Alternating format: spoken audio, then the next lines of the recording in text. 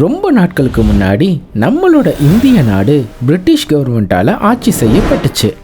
ஆனால் இந்திய மக்களுக்கு பிரிட்டிஷ் கவர்மெண்ட் கிட்ட இருந்து ஃப்ரீடமும் தங்களை தாங்களே ஆட்சி செய்யணுங்கிற எண்ணமும் இருந்துச்சு. நிறைய இந்திய தலைவர்கள் இதற்காக போராடினாங்க. பல தியாகத்துக்கும் தடைகளுக்கும் பின்னாடி 15th ஆகஸ்ட் 1947 நம்ம இந்திய தேசத்துக்கு பிரிட்டிஷ் கவர்மெண்ட் கிட்ட இருந்து சுதந்திரம் கிடைச்சிச்சு.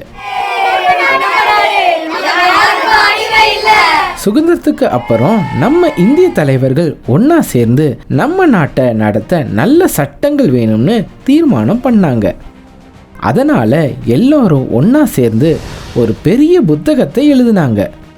அந்த புக்கோட பேரு இந்திய அரசியல் சட்டம், அதாவது constitution of India. Doctor B.R. Ambedkar இந்த புத்தகத்தை எழுத உதவி செஞ்சார். ஜனவரி 26, 1950 இந்திய தேசத்தில் இந்த சட்டம் நடைமுறைக்கு வந்துச்சு.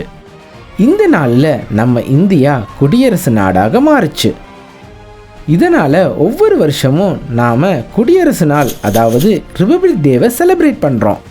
குட்டீஸ், நம்ம நாட்டை நாம் நேசிக்கணும், சட்டங்களை ஃபாலோ பண்ணணும், எல்லோரையும் மதிக்கணும்.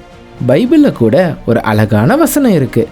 மத்தேயு 22:39, உன்னிடத்தில் நீ அன்பு கூறுவது போல பிறனிடத்திலும் அன்பு கூறுவாயாக. குட்டீஸ், நாமளும் இயேசுசாமி மாதிரி எல்லோரையும் நேசிக்கணும், நல்ல குடிமக்களாக இருக்கணும். ஹாப்பி ரிபப்ளிக் டே குட்டீஸ்.